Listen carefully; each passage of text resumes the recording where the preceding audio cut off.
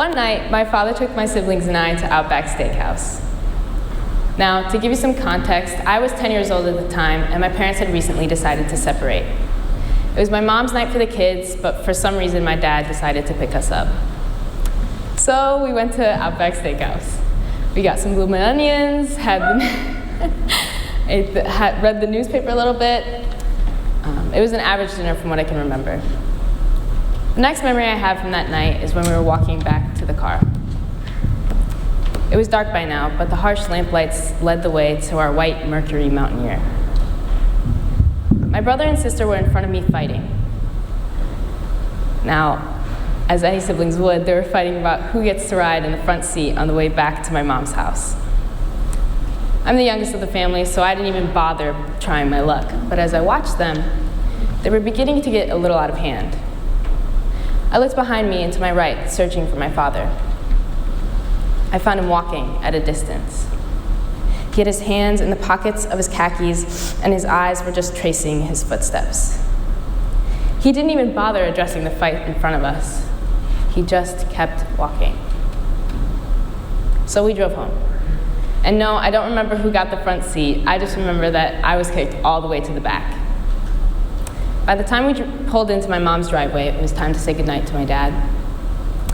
My siblings rushed out of the car onto their next competition, giving my dad a quick bye, love you, and a peck on the lips. By the time they were inside the house, I had only made it to the front of the car. As I inched out the car door, my father stopped me with a simple question. Brynne, can I have a kiss? Now, this was a big dilemma for 10-year-old me because, I liked my dad, but I heard he had garlic breath. So I said, no, thank you. He asked me again, and realizing that this was becoming a game, I said no, again.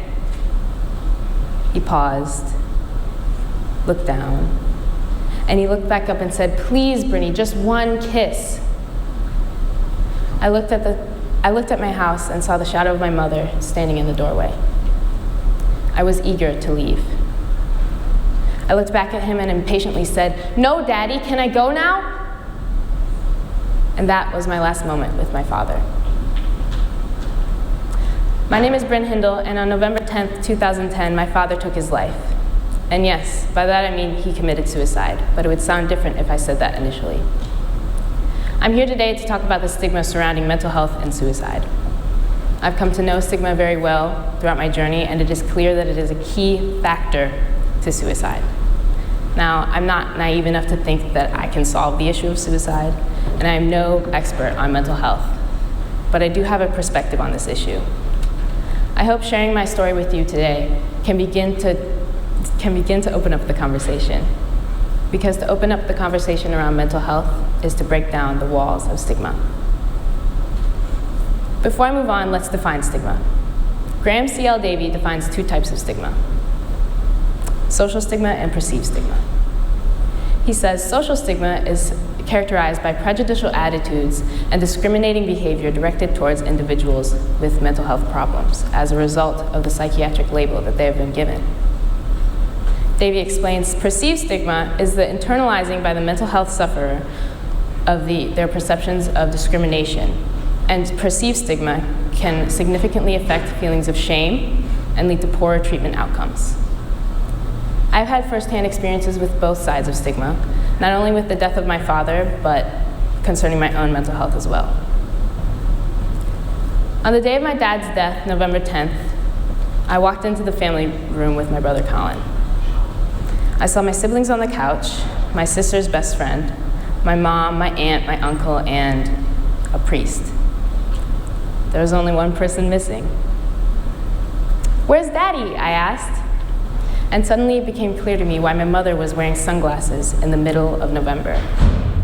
I looked down into Travis's bloodshot eyes for relief, and my world was flipped upside down within a matter of minutes.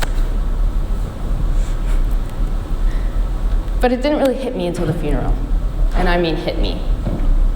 I remember the morning of the funeral, we were kindly chatting with the funeral director, and there was a jovial spirit to my family. Things slowly quieted down as two big wooden doors opened. The light of the room before us drew us in. Suddenly, everything became mute. I noticed the green and yellow pattern on the carpet and took a step onto it. To my left, there was a never-ending sea of maroon chairs with golden highlights.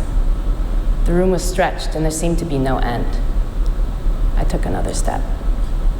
I looked forward, and I saw some windows shaped in a half circle with thick, long ivory drapes. I looked slightly to my right, and my exploratory eyes were locked.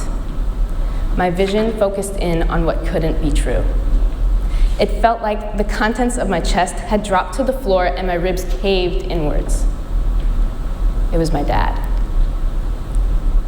The person who once jumped with me on the trampoline. The person who picked me up from elementary school on Fridays. The same person who took me trick-or-treating less than a month ago. It was my dad resting in that casket. Later in the day, people were able to attend the service. Not many people knew that he had committed suicide, so my mother would tell them. Keeping the same tone as the conversation, my mother would tell them. And their voices would quickly drop to a whisper, and they'd say something like, "Oh, you know, my cousin did the same thing, so I know where you're at." My question is, why are we whispering? Believe it or not, you most likely knew someone who has committed suicide, and they may even be related to you. So why are we whispering?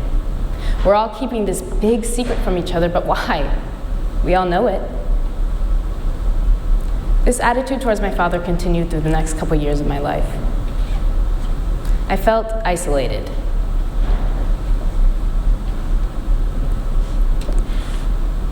It didn't take me long to realize that people were curious but scared to get involved. People would ask me things like how he did it, when he did it, why, which is normal. I generally tend to be pretty open about this if it isn't obvious already. But the problem was people would then rub my family's back from an arm's length. Oh, how awful it must be to be you. It felt as if my family was untouchable. This is social stigma, as if the tragedy of my life would stain their reputation.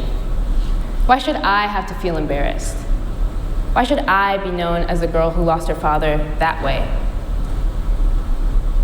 Sadly, my father's death is a fact, and it was a tragedy, but I believe it should be treated the same way if he had died of natural causes. Eventually, everything began to pile up on me. Cycling through endless patterns of love, hate, guilt, and sadness towards my father became tiring. I resented going to school, and my grades started to slip. Home life was a mess, and even the sport I loved, volleyball, became a burden for me. I remember being at a volleyball tournament with my mom, and I was just crying uncontrollably. And she asked me, "What do you want? What do you want to do? Do you want to go back to the hotel? Do you want to stay here? Do you want to go home?" And I just heard myself say, "I don't want to be anywhere." I had lost all vitality for life. Nothing was desirable anymore. I felt that it was right for me to be with my father, but I kept silent. I didn't tell anyone. I didn't ask for help. Luckily, my mother was able to recognize the signs and wasn't afraid of stigma. So she got me the help I needed fast, and I'm so grateful for that. I went to therapy, and it was difficult at first, but I grew to love it. I still go to therapy, and I don't even have a mental illness. Therapy is for everyone. But in today's world, therapy is a swear word.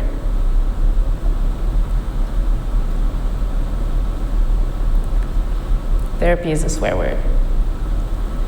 I remember talking to one of my friends, and we were having a normal conversation, catching up, and she said that, well, she knew previously that I had been going to therapy.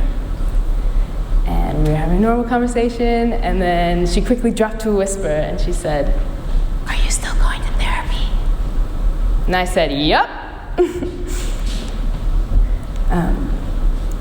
Sure, you can keep private about therapy, but you just need to know that you're not alone. A lot of people actually go to therapy. They just don't speak up about it because society tells us that therapy makes you weak. Let me just say this once. Getting help does not make you weak. It makes you strong. To be able to look at yourself and try to process your complex human emotions takes great courage, and it should be rewarded. As much as we like to think we can't do life alone. So we've talked about stigma and how it affected my story. But how are we supposed to fix something that is unseen and sometimes unspoken? Well, aside from making an effort to be more open about mental health, we need to start with youth. We, parents, teachers, leaders, etc., teach our kids about the food groups and what to do if an adult touches you inappropriately, But why don't we teach kids emotional strength? Why don't we teach kids that it's normal and okay to feel upset, sad, or frustrated, and how to ask for help? Why don't we teach kids how to recognize when they're afraid or upset? When we leave this education out, we allow room for stigma to grow. And I know what you're thinking. Who am I to tell you how to parent? I'm not one. Well, I work with kids a lot. I am a volunteer camp counselor down at a camp in South Carolina, and I see kids struggle to express themselves emotionally. I also see my peers struggle too. And they feel that if their parents were more accepting and constructive, things would be a lot easier for them. And sure, you can say that expressing emotions poorly as a kid is normal, but why don't we help them along the way? These habits will manifest themselves into adulthood and affect them greatly. This is so important to me because, I don't have the stats, but I think you'll agree, just about everyone goes through a hopeless period in their lives.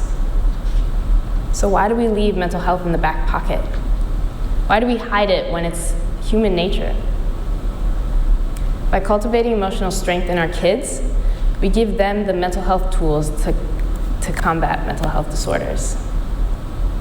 My dad didn't have the tools, so stigma caused him to believe that he was weak.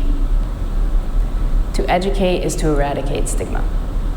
Thank you.